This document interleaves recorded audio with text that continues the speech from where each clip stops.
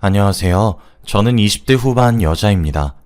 세상을 살다 보면 저희가 생각하는 것보다 더 많은 수의 미친 사람들이 있다고 하던데 그중 한 사람을 가족으로 만나게 되어 저는 정말 죽고 싶을 정도로 마음고생 몸고생 다 했습니다. 그 이야기를 하고 싶어서 이렇게 글을 쓰게 되었고요. 여러분들도 그런 경우가 있으신가요? 이상한 사람이지만 저보다 어른이라 어쩔 수 없이 참고 넘어가야 하는 경우요. 저는 딱 그런 경우였습니다. 제가 만난 사람들 중 가장 미친 사람은 감히 시어머니라고 말을 할 수 있거든요. 정말 그간 너무 힘들었습니다. 저는 20대 중반에 좋은 사람을 만나게 되어 결혼을 하게 되었습니다. 주위에서 너무 일찍 결혼을 하는 것 아니냐고 말렸고 저희 부모님도 크게 반대를 하셨지만 제가 남편을 너무 사랑했고 남편도 저를 너무 사랑했기에 잘 사는 모습을 보여드리겠다고 약속한 후 결혼을 하게 되었어요. 처음엔 착한 며느리병에 걸려서 시어머니의 요구에 내내하며 맞춰드리는 것을 자발적으로 했습니다. 그게 제 손으로 제 무덤을 파는 짓이란 것은 정말 꿈에도 모른 채로 말이에요. 남편은 저보다 7살이 많은 사람입니다. 그래도 비정상인 시어머니 밑에서 자랐지만 남편은 100% 제 편을 들어주어서 그거 하나는 다행이네요. 수없이 많은 일화들이 있지만 몇 가지만 추려서 이야기를 해드릴게요. 저희 시어머니는 쉽게 말을 하자면 아들 바보입니다.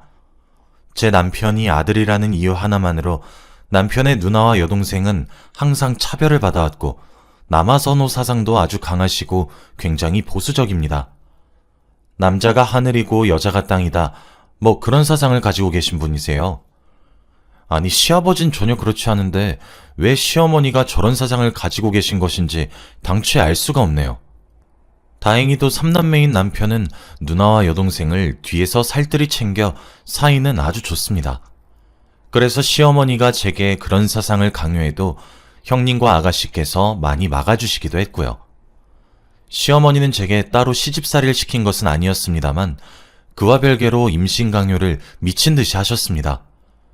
정말 사람이 딱 환장할 정도로 말이에요. 사실 지금 결혼을 한 지 5년이 지났어도 저는 20대인데도 그렇게 임신을 하라고 닥달을 하셨어요. 제가 많이 어리기도 하고 지금 경력을 쌓아서 제 일을 좀 더 안정적으로 해도 모자랄 판국에 아이를 가지게 되면 그대로 일을 포기하게 되다 보니 남편과 상의해서 추후에 아이를 가지기로 했습니다. 이것도 남편의 외벌이로는 조금 부족할 것 같았고 함께 벌어 넉넉하게 아이를 키우고 싶어서 상의를 한 내용입니다. 그런데 결혼을 하고 반년도 채 지나지 않아 시어머니께서 아이 소식을 묻기 시작하셨어요. 그때는 밉보이고 싶지 않고 괜히 싫은 소리 하게 되어서 긁어부스럼 일으킬까 염려가 되기도 하고 착하고 참한 며느리로 보이고 싶어서 노력 중이라고만 이야기를 했습니다. 결혼하기 전에도 그런 기미는 보이지 않았고 결혼 후 초기까지만 해도 그런 낌새를 보이지 않으셨어요. 결혼 이후 차차 티가 나지 않게 두세 달에 한 번 올까 말까 하셨던 분이 차츰차츰 달에 한 번꼴로 신혼집을 방문했고 어느 순간 정신 차려보니 매주 한 번씩 오고 계시고 있더라고요. 처음엔 웃으면서 맞이했지만 나중 가서는 너무너무 짜증이 솟구치더라고요.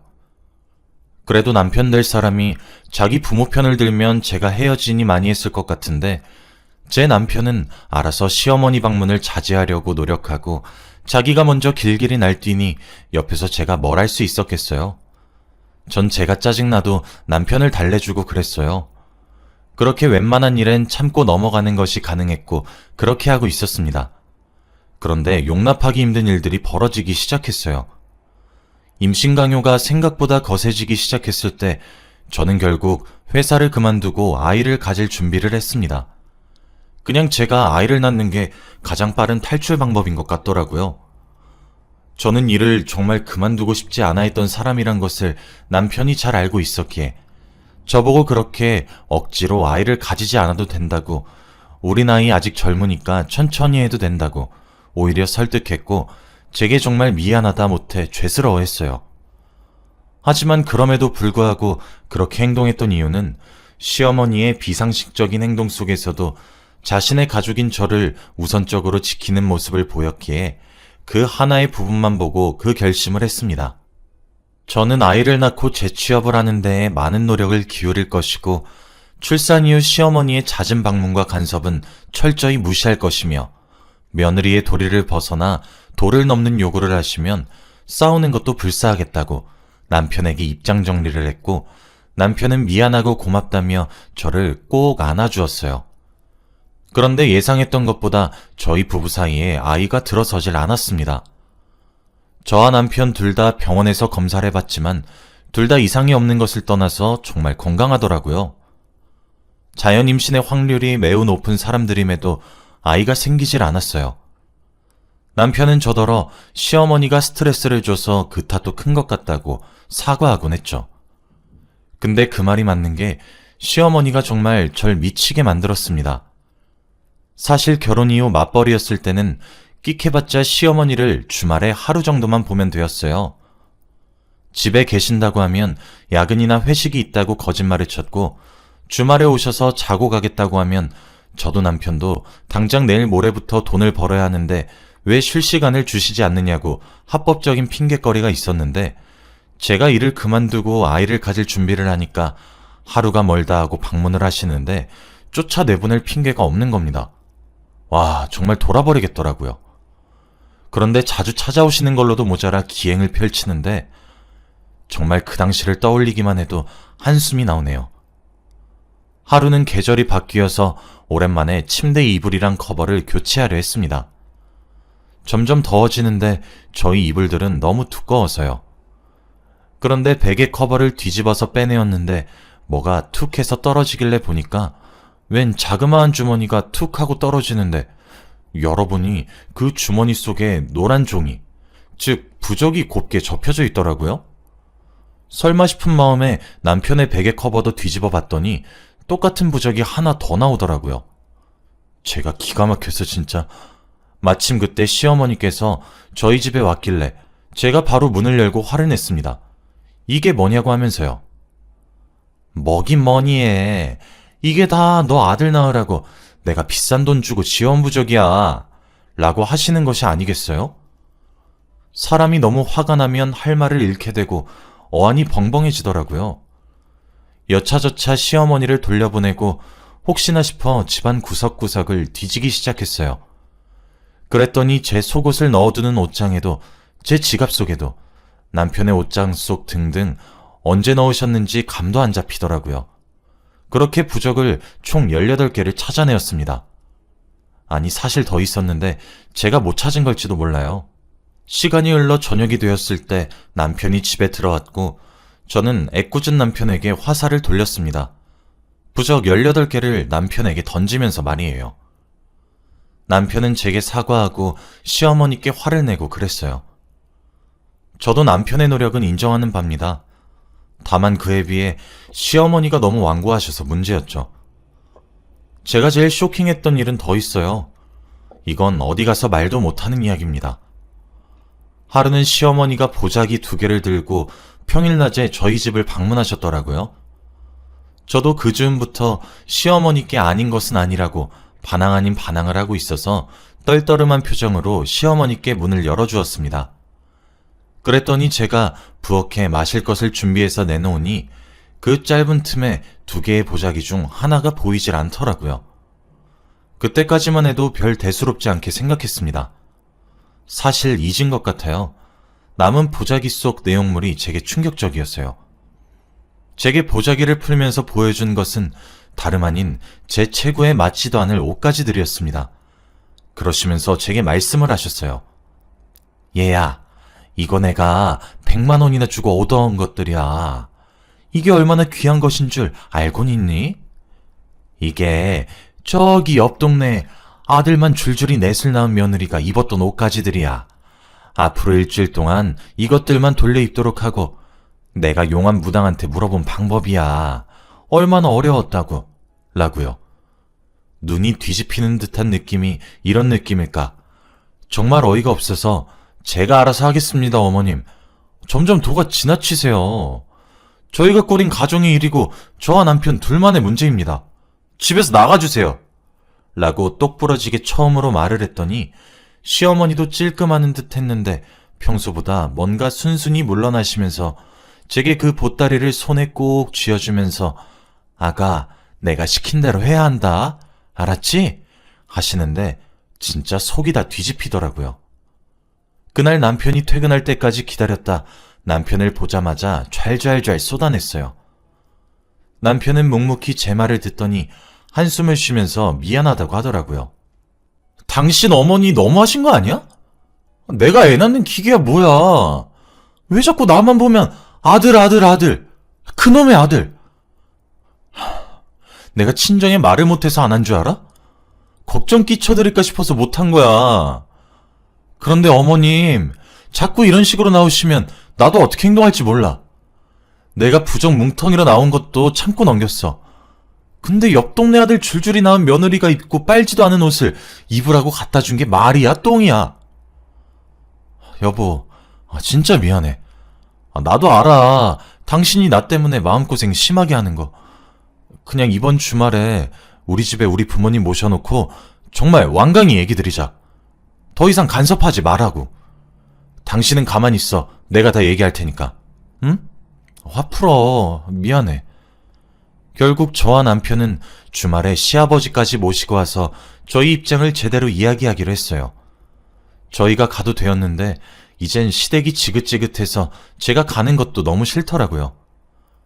대망의 주말이 찾아왔고 시아버지는 아무것도 모른 채로 싱글벙글 웃으시며 시어머니와 함께 들어오셨습니다.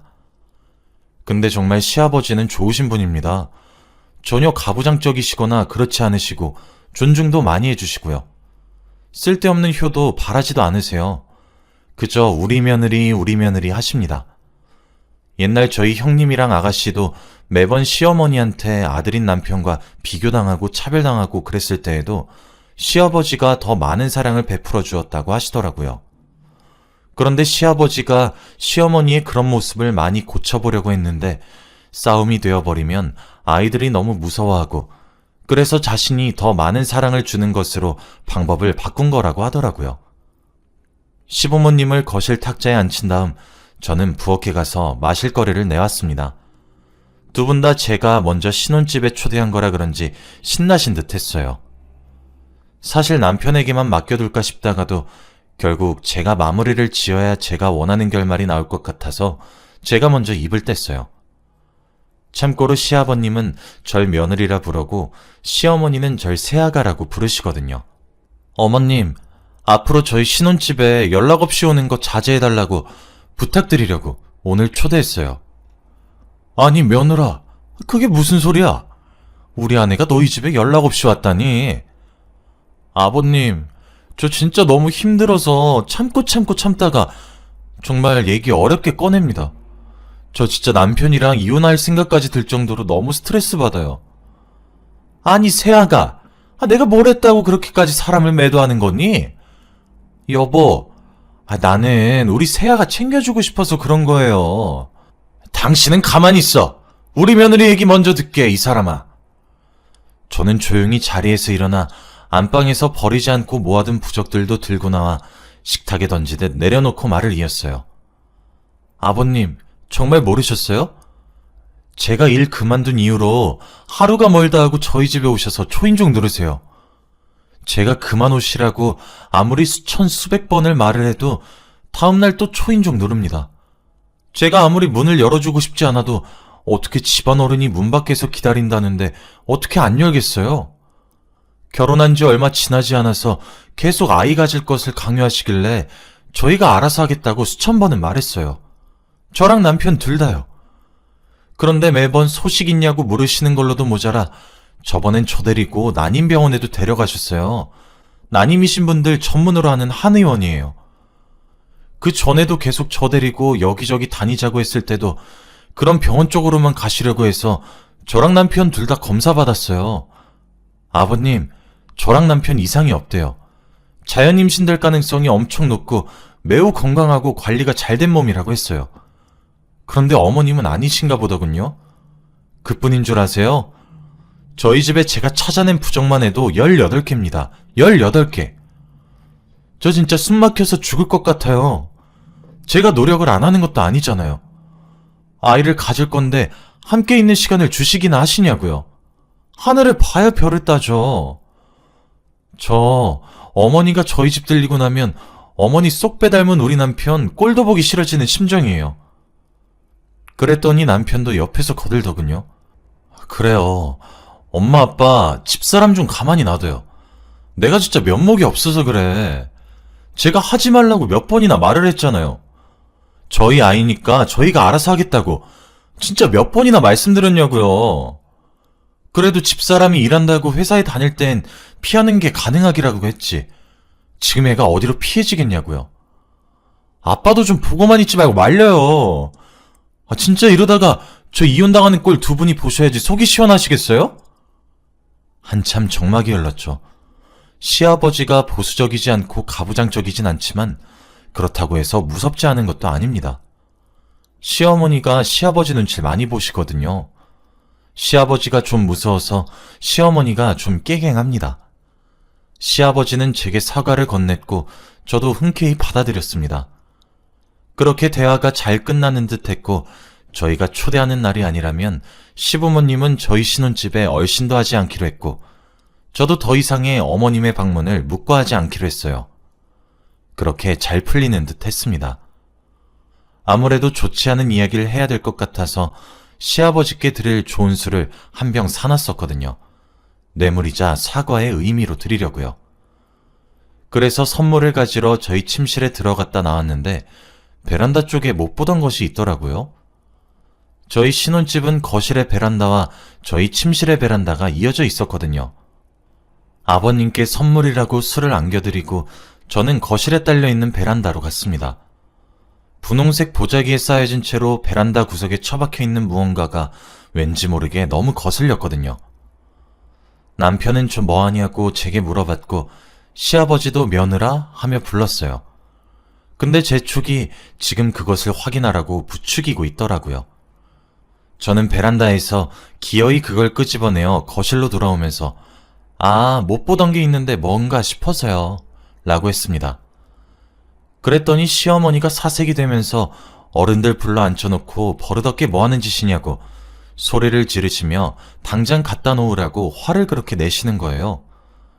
그 말을 들으니 이것도 시어머니의 계획이었구나 싶어 아랑곳 않고 보자기를 풀어헤쳤습니다.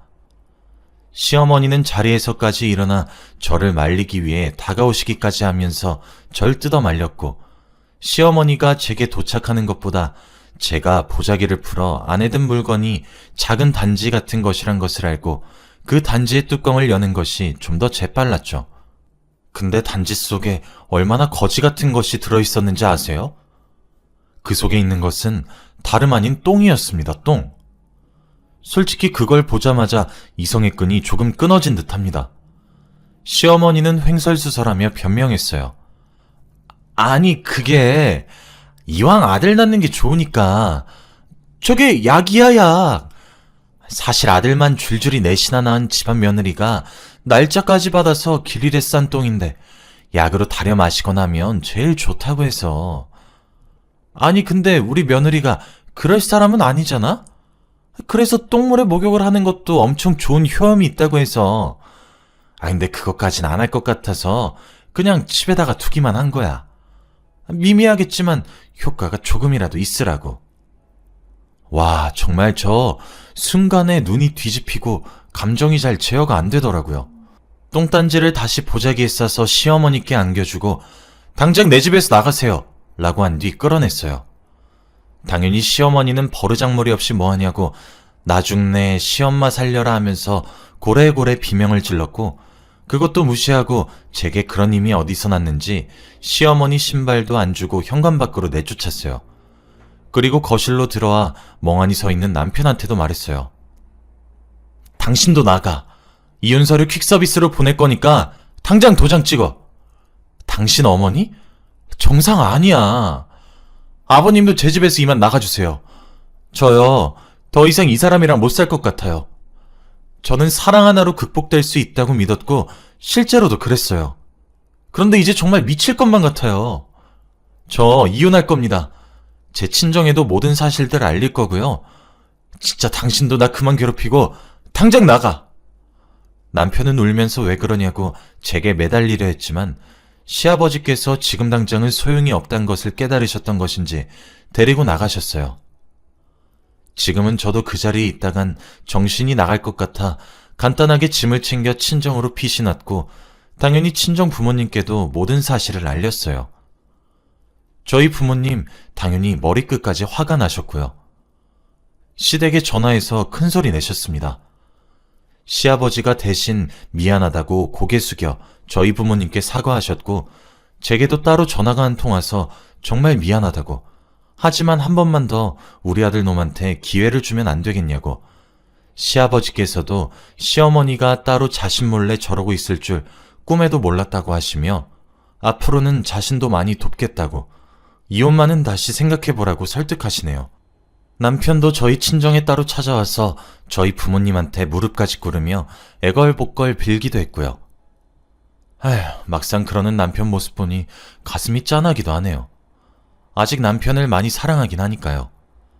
지금 친정에서도 저희 아빠와 오빠는 시어머니가 유난 떠는 것도 지금 제가 아이가 없어서 저렇게 말리겠다, 미안하다 난리를 치고 있지만 하나를 보면 열을 알 수 있다고 그런 몰상식한 집안이랑 엮이지 말고 당장 이혼을 하라고 성화를 내시고 있고, 저희 어머니와 여동생은 제게 생각을 잘해보고 결정을 내리라고, 그 모든 결정을 엄마와 여동생이 지지하고 응원한다고 생각을 잘해보라고 하시네요. 저도 남편이 이제껏 중간 역할을 못했다고는 생각하지 않습니다. 오히려 남의 집 남편들보다 훨씬 잘했어요. 시어머니가 너무 도가 지나쳐서 그랬죠. 그래서 너무 고민이 됩니다. 남편은 지금 어머니와 연을 끊고 앞으로 더욱 우리 사이에서 태어날 아이들과 저만 생각하고 살겠다는데 천륜을 끊는 게 어디 그렇게 쉽냐고요. 형님과 아가씨도 제게 연락해와서 제 마음 헤아려주지 못해서 미안하다고 사과를 해주시네요. 정말 시어머니만 빼면 완벽한 시댁인데 참 많은 고민이 됩니다. 여러분들이라면 어떻게 하실 것 같은가요? 지혜를 빌리고자 이렇게 사연을 보냅니다. 긴 글 읽어